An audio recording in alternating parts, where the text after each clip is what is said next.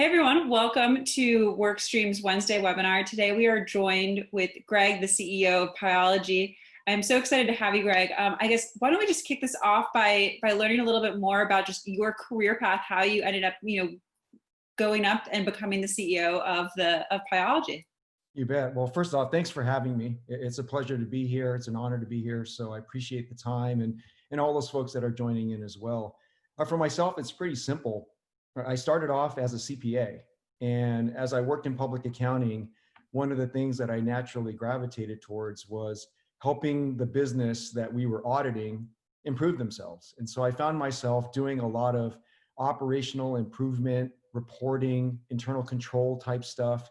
And what that led to was kind of working in private industry. So I worked in consumer products, I worked in tech, aerospace, defense, professional services. And I ended up doing a lot of consultative work around strategy, organizational development, really to help businesses fix themselves and get themselves on a pathway to profitability. Okay, awesome. And how long have you been with Pieology? It'll be 3 years in January for me. Okay, wow. And I know now you have over 150 stores, is that right? 125 stores right around there. Okay. But yeah, could you speak to just the expansion and also the international development that you're currently working on? Sure, you bet. We're growing within the US, and I think like a lot of different brands in fast casual, everybody's kind of gone through this period of volatility and some challenges. But I think as we've right-sized the company and we've really gotten ourselves on a different trajectory, our franchisees that we have here domestically are growing.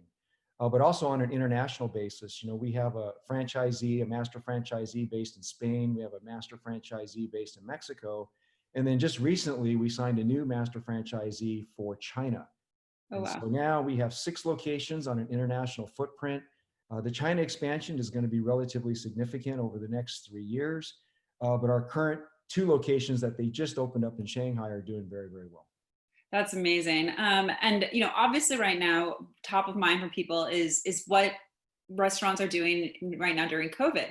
I assume you've had to close and reopen some of your locations. How is that going? And what sort of processes, if any, have you put in place to really be able to stay flexible and make sure communication is going on?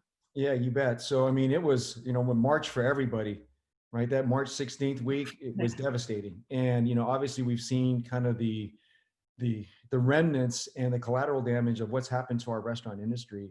And that's been really difficult to kind of watch and see. And at the same time, though, you have, whether it's some brands in QSR or it's some other, unique brands just outside of QSR that are having a lot of success, with COVID because they were already set up for delivery. So one of the first things that we did is, we got our entire system together. We had a weekly call and we walked through, and we always start with healthcare. So our company talks. I ran a hospital system back in the day. And so when you're in tune a little bit to what's happening in healthcare, you know that there's this little bit of a lag. So whatever's happening in healthcare will affect the economy, will affect, what's going on nationwide about 2 weeks later. And so when we kind of tapped into what was happening from a trend perspective in healthcare, we started informing our system of what to be prepared for. And so obviously, when the governments, local governments in particular, really weren't sure where to pull back, what to keep open, our business slowly started to come back, from March going into May. And then as we got closer to July 4th, everybody was optimistic that maybe we can kind of break through and kind of get back to normal. But obviously in July, we all kind of saw the pullback in different areas. And we're heavily concentrated in Southern California and in Florida. And both of those particular areas were hit pretty hard and restaurants had to reclose. And so with that setback, our recovery kind of flatlined a little bit. And so now we're finally kind of back on that trajectory as things are starting to open back up. We continue the weekly pacing and updates with all of our franchisees. And we include, let's say, guest speakers every week. So we have people from our finance and auditing company. Moss Adams comes in and gives updates. And so when PPP was hot right at the very beginning, we had somebody speaking on a subject matter expertise basis every week on PPP, which banks were available. We had an investment banking broker available. So if people were having trouble finding money, we made that available. And then we brought in healthcare people to talk a little bit about what franchisees should be thinking about in terms of keeping safe, clean, healthy work environments for not only obviously the employees, but for all of our guests as well. That's amazing. And I think it's so smart that you have the guest speakers come in and it's sort of, the experts come in and speak to it versus just trying to sort of be this game of secretary, like passing this information along. And I think that's one of the reasons that we've seen franchise businesses bounce back so much better than, the mom and pop restaurants, which have struggled a lot more, is that you provide those resources to them. Something that I think is interesting about Pieology is obviously with Workstream, we started working with you at the corporate store level, and a lot of those became franchised out. Could you take me through just sort of the business model of franchising the locations and how you sort of switched from corporate to franchise as you passed those stores over? Yeah, sure, you bet. So when I kind of first walked into Pieology, a lot of different brands kind of sometimes identify themselves strategically with some type of percentage. We want to be 80-20 franchise to corporate, or 95-5, or whatever they think their model is. For us, it was about how do you create a great company and what's the right way to leverage the business to create the great company. And since we already had a robust number of franchisees in the system, and we were also operating our corporate restaurants, what we said was, look, you know what, where we need to get to is we need to be able to develop restaurants as if all of them are our own, whether they're corporate or franchise. And as we develop these restaurants to levels of profitability, we need to build scale within the franchise community. And so it wasn't something where we were looking to shift from a corporate owned restaurant model to a franchise model, as much as our franchisees said, look, we want that territory. We want to invest. We want more skin in the game. And so we use the skin in the game concept to say, look, corporately, we will always own restaurants because we want places where we can test our new ideas. We want to make sure, we have a statement in Pieology, corporate always goes first. And so everything that we're going to try, we skin our knees, we fall off the bike, we're going to go through all of those exercises first before we push that out into the system and the rest of the franchise community. But what we saw was, because we were effectively running these restaurants, a franchisee approached and said, we'd love to refranchise these and put these under our umbrella because it builds more scale for what we're doing. And it allows us to make investments, much like you have, for things like district managers, general managers, additional infrastructure, IT, et cetera, to really build their business. Yeah, that makes a lot of sense. You talking about these roles like district managers, IT, all of these. There's obviously a wide variety of roles that you're hiring for at Pieology, both at the store level and also, sort of more at the corporate level.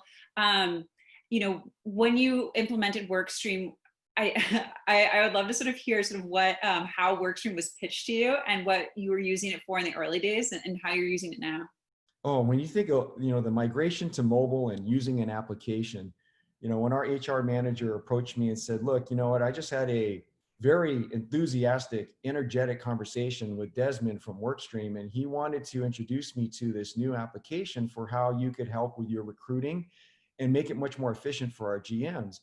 And he kind of compared it to a dating app and said it's as simple as just swiping and scheduling. And I was like, well, come again, explain that one more time. And as we started to really understand and dissect, where our general managers were having the most difficult time. I mean, obviously pre-COVID and us dealing with unemployment at, record lows, everybody was fighting for labor. And so just getting people to come in for interviews and figuring out how to get those scheduled and still run your restaurant and optimize that. I mean, it was just a challenge. And when you've got, a tight labor pool and people are turning over at a much higher rate than you would have ever anticipated, there's just less time to schedule. And so you're kind of caught in this catch-22 of how do you finally kind of reset or at least get an opportunity and some time to fix this problem? Well, Workstream helped us do that. You have a very easy to use, fluid app that's integrated into your system. And it was as simple as scheduling people in very, very quickly. And it helped us tremendously right out of the gate. That's wonderful to hear. I'm always so happy when I hear just like how it's helped different companies. Right now with what's going on with COVID, how are you seeing just like the hiring and turnover trends? Have there been any big changes, and how has it affected Pieology? I mean, clearly the hiring need has slowed down, right? Because as you've tried to figure out how do you optimize for limited dine-in capacity with an acceleration in everything you need to do in off-premise, for us, kind of the shift or where the puck kind of moved quickly was all of these projects that you have kind of on your roadmap related to IT, off-premise, that whole environment for the customer experience, all of that gets accelerated. So you find yourself needing, more capacity, more subject matter expertise in that particular vertical for function, right? In terms of technology.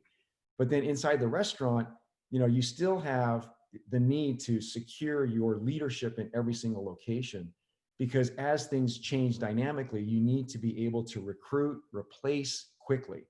And so you've got people who, just because of the nature of COVID and the fact that if, somebody is exposed and the quarantine, you're constantly dealing with this shifting landscape in terms of how you bring your labor in.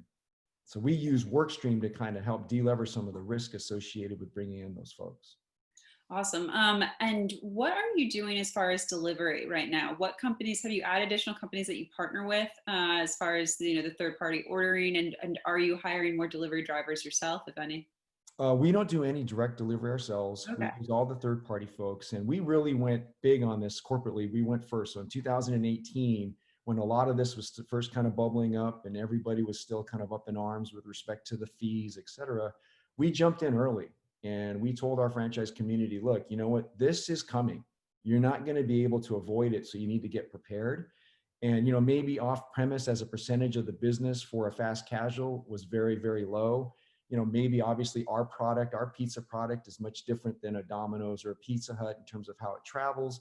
So there's different challenges that we had to overcome. But what we said was that part of the business model you need to be prepared for. So we signed up with all the big ones, all the big four, they're all within our deal. They're directly integrated, into our POS system as well. And which do you see the most orders from if people tuning in are trying to decide like which one to join first? I think for us, I mean, just because of where our restaurants are located, I think DoorDash has like the largest crossover with us. But then kind of by region, it really does start to fluctuate. So in certain territories, Uber Eats really starts to kind of come up a little bit higher. Other places, it's Postmates or Grubhub. It really Yeah. kind of depends. But in general, I think just because of coverage, I think DoorDash at the end of the day kind of has the best coverage. Yeah, DoorDash is a great company, and especially now with their the addition of caviar, just the Yeah. sort of more high-end restaurants, and Pieology, I really think of that as more of sort of like the high-end pizzeria. But yeah, another question that just popped up here is about contactless hiring. Obviously like Workstream, we have the video interview feature.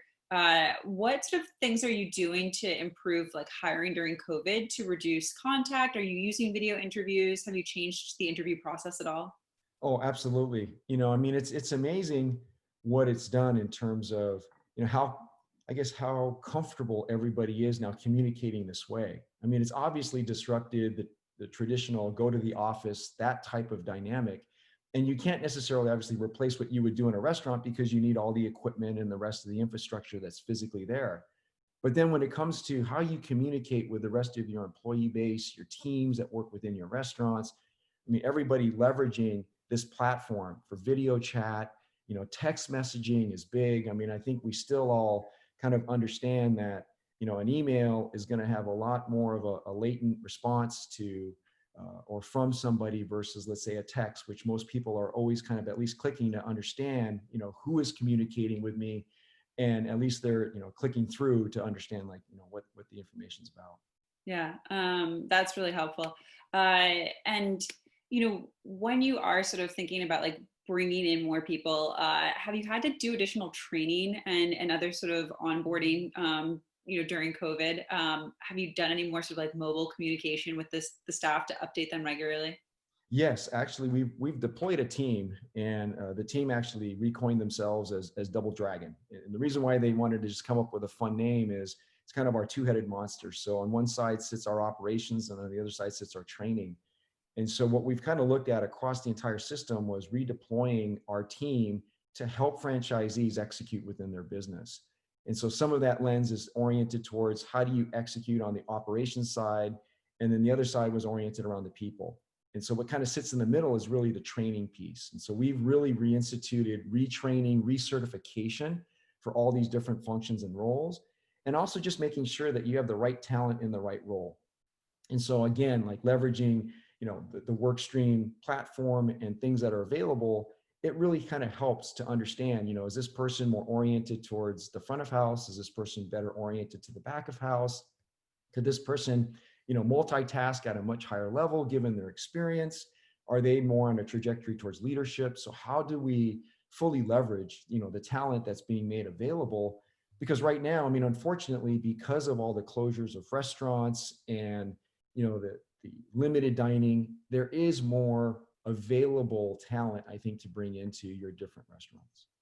Yeah, we've heard a lot of owners and leaders like yourself talk about sort of up leveling their staff in that regard, where they think about just sort of like how can they find people who are more of a long term fit versus the here for a season. Do you see that going on? Are you looking for people who will be like a better long term fit for Pieology since you have a larger applicant pool to select from?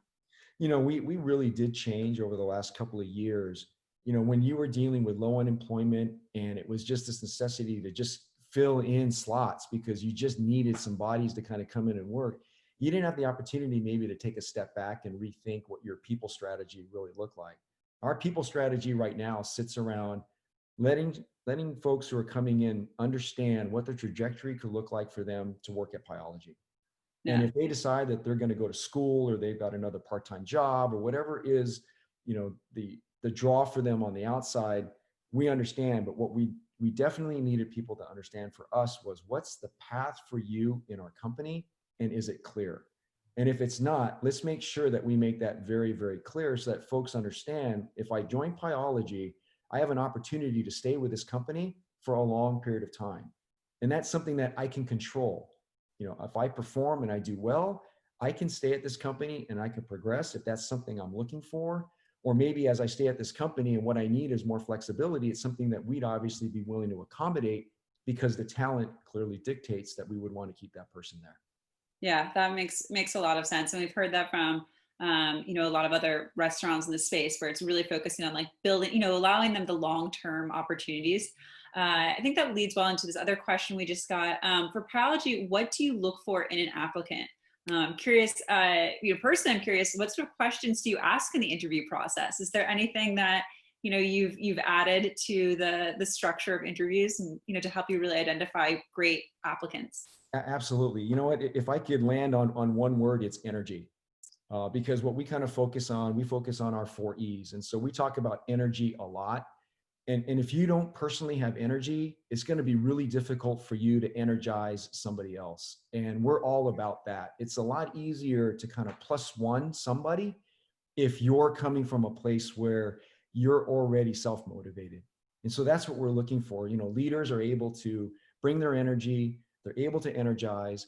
And then the next two, we always talk about, having edge. So we look for people who can challenge the status quo. We want people to have a voice. We're not looking for, teammates that just kind of step in and just want to fall in line. We're looking for those who want to stand out, and use their voice to help us get better as a company.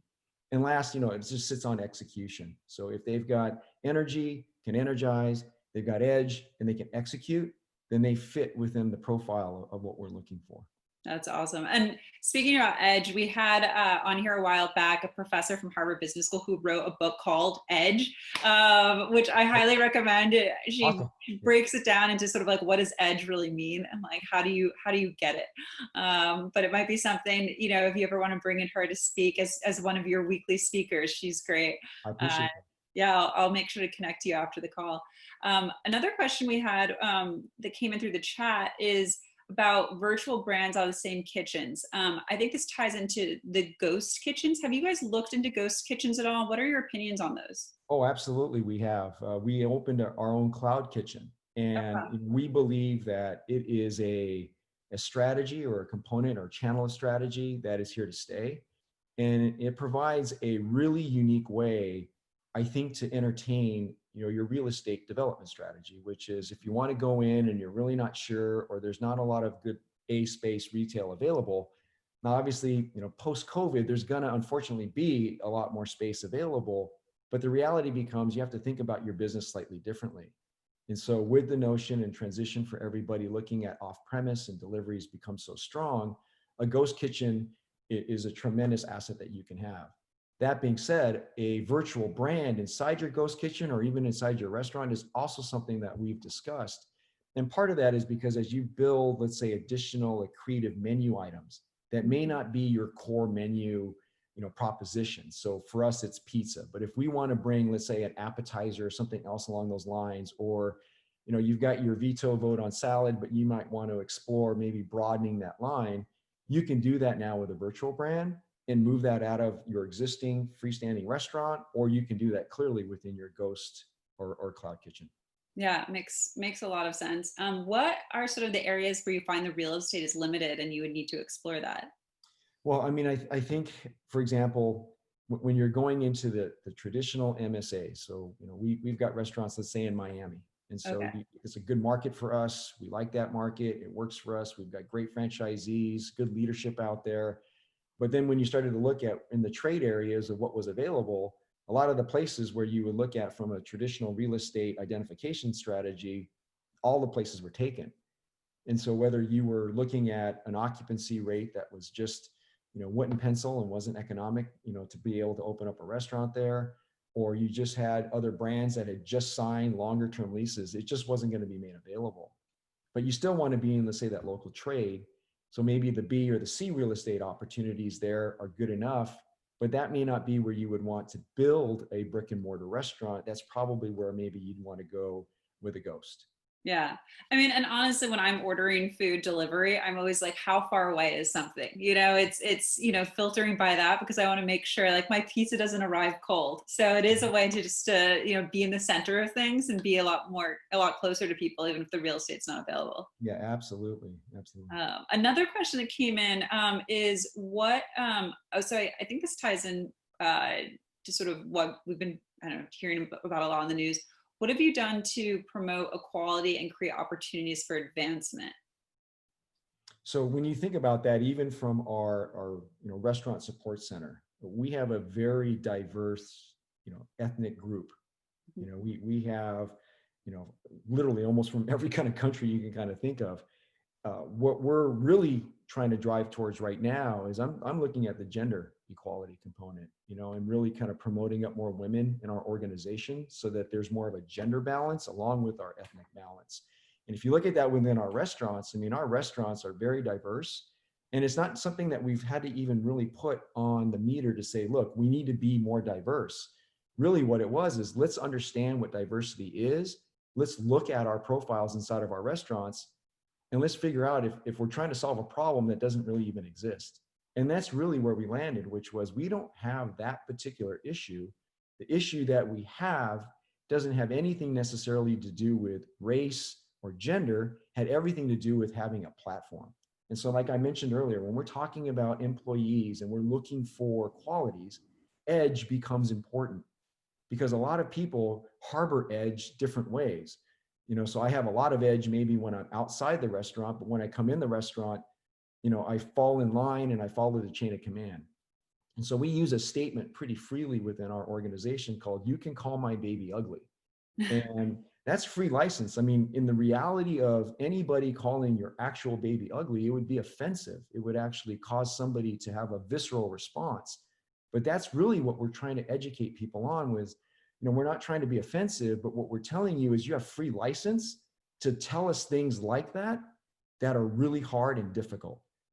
And you don't need to sugarcoat it. You don't need to tell me that my baby's cute when in reality, it's not. And maybe over time, right, that's going to change. But the reality is you can tell us today kind of what the issue is. And so that's how we've approached, all of this, racial challenges and the volatility associated with all of this. We've approached it inside of our values and with our standard approach to how we bring on people. That's amazing. And I think it speaks volumes that, you're also focusing on the issue of enough females, being in leadership positions at Pieology. One of my favorite franchise owners is actually a female who has Pieology, Tara Lindstrom. Yeah, she's a hoot. One thing I sort of picked up from her is that she has, Pieology as well as several other brands. And, I joke that you see these franchise owners almost pick up like what would they want to have if they had like 7 different meals, like a different meal for each day of the week and like that sort of variety. I'm curious, like what franchise owners do you see, go into the Pieology space where they already have other brands? So we really like, first off, Tara's amazing. She's wonderful. I actually call her coach on the side because she provides really good feedback and she embraces what I just talked about in terms of being direct and saying things for the benefit of our flag and less about how I'm going to take something on a personal level. We're all about, what's good for the brand.